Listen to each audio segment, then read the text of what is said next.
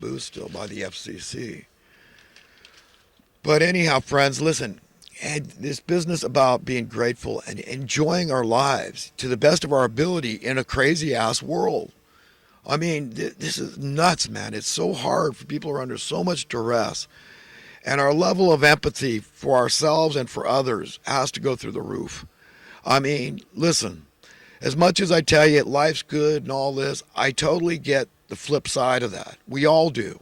Live and let die.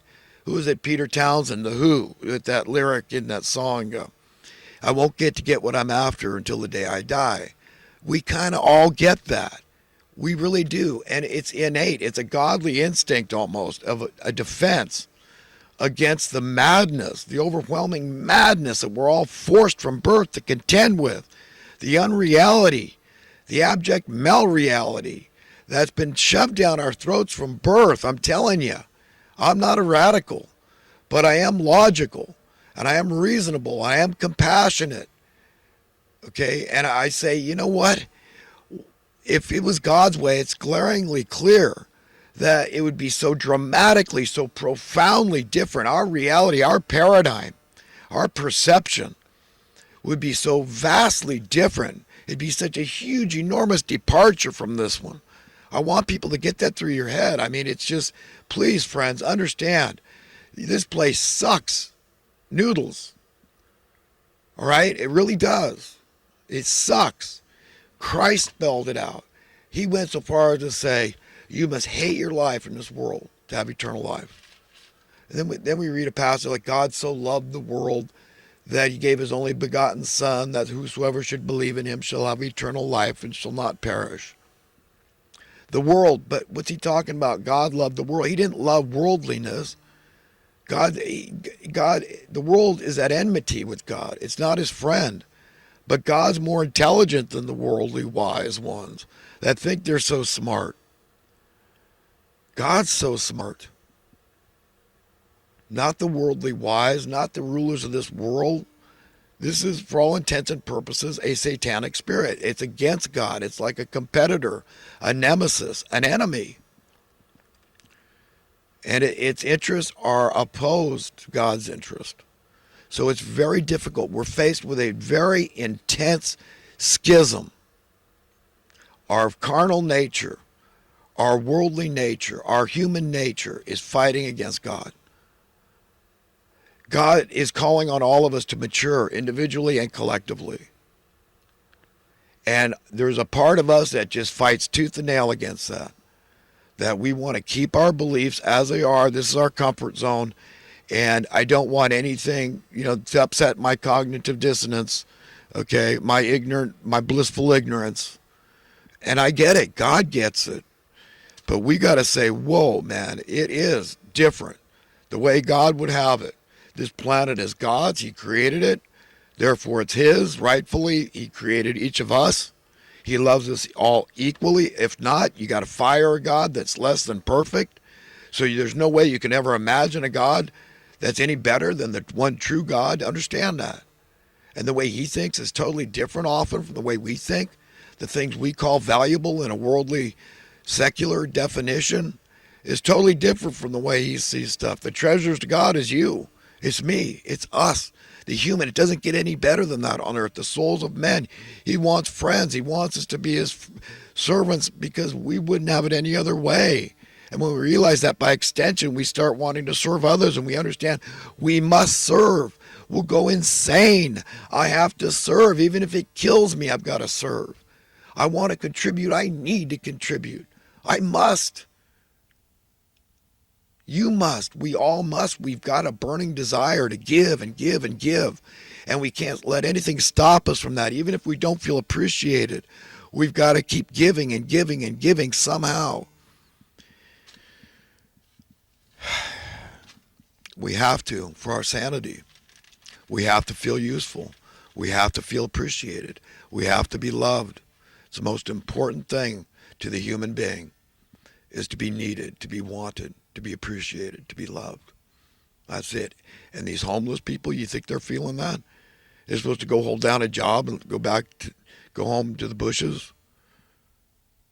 I mean, if these people, if they vied live in a shelter with all the rules and regulations like they're some little kid.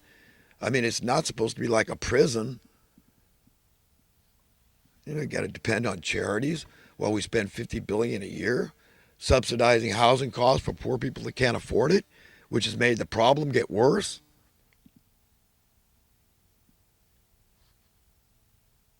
Well, we're willing to pay some $100,000 a year approximately to keep one prisoner in jail for 1 year in California, and all the three hots and a cot, free utilities, free rent, medical, help reintegrating into society later.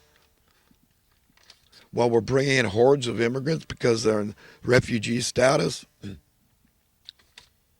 and now because illegal immigrants their children were separated from them. Now Biden wants to give them all 400 grand. 400 grand. You think that's not going to incentivize us? It's going to light south of the border on fire with people coming here. Oh, yeah. Look at that. I mean, you talk about incentive. Young, strong immigrants, and you see them homeless out on the streets. They're not coming here with the promise of being homeless. We're not transmitting the images of all the homelessness across this country and what we're doing about it in these tiny homes and all this. You think these people want to live in tiny homes? What they used to derisively called wetback shacks. That's very taboo now. I get it. One thing I'm not is racist against Latinos. I absolutely adore Latinos. My hometown, where I spent most of my life, is Santa Cruz, California. Okay, it's broken down. The county is pretty big. It extends from Año Nuevo, approximately, down to approximately Pajaro, Salinas, south. And then it extends Aromas, getting close to the direction of Gilroy and all that. It's a pretty damn big county. Scotts Valley, Ben Lomond, Boulder Creek, Felton.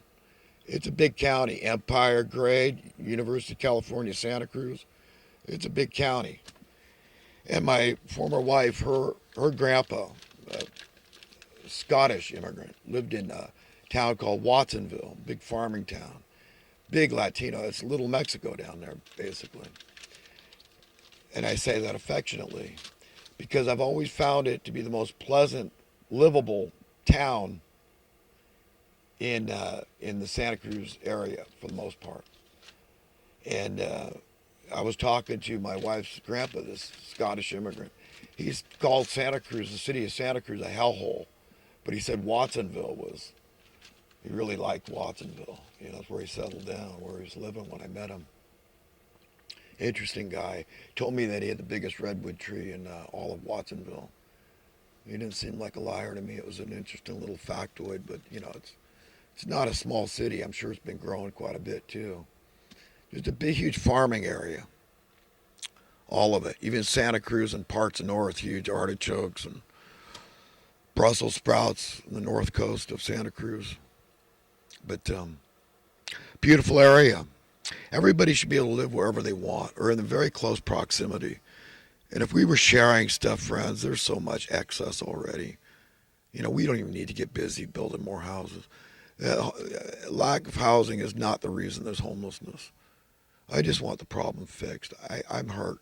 I could never enjoy prosperity with feeling that guilt and shame that better men and women than me are suffering needlessly, sometimes dying out in the cold.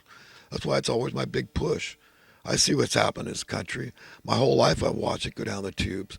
Where's the federal labor department in protecting the interests of federal minimum wage workers and the standard of living they were originally granted?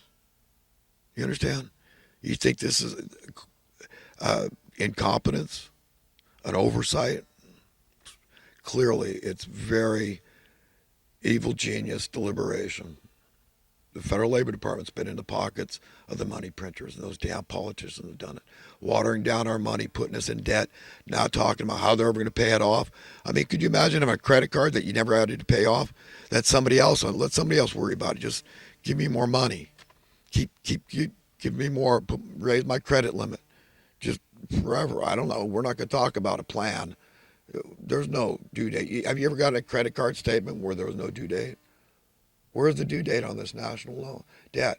What are the effects of this? Well, we got all these people in the media. Well, as long as my numbers are getting better, I'm getting ahead. I'm going with it, man. I'm riding this bandwagon as far as I can. I know I'm a liar. I know I'm a cheater. I know I'm not a good journalist. I'm not asking the hard questions. I know, but it's an unsaid inference from my boss. I shouldn't talk about these things. And why are we calling housing when housing prices are going up, and there's a direct correlation to rents and homelessness by extension? Why do I call that good? Why do I refer to that as good and as value when shelter, housing is an essential human need? So it's a very fair comparison to say you're calling food prices increasing as a good thing. That's the value. When you're actually getting less, right? You're paying more for less. Shrinkflation, I'm referring to. You understand, if people could see it in that light, they'd see this guy is not crazy. I'm right. I'm totally right. I mean, would not the Federal Labor Department have been 100% wholly justified in saying, hey, we see markets being manipulated here and they're driving up prices. This is unnatural because the money is supposed to go up in worth if we're making an atomic iota of progress. New term I made up. So the least amount of progress, your currency should be going up. Doesn't matter how slowly, how gradually, but increases in worth. And the reason for that is supply and demand principles. Because we as a purportedly civilized society find easier and easier methods to produce all the stuff we want and need.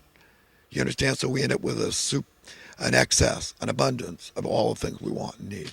That's why your money goes up in worth. Everybody's got everything. They're satisfied. People are satiable, believe it or not, contrary to popular belief.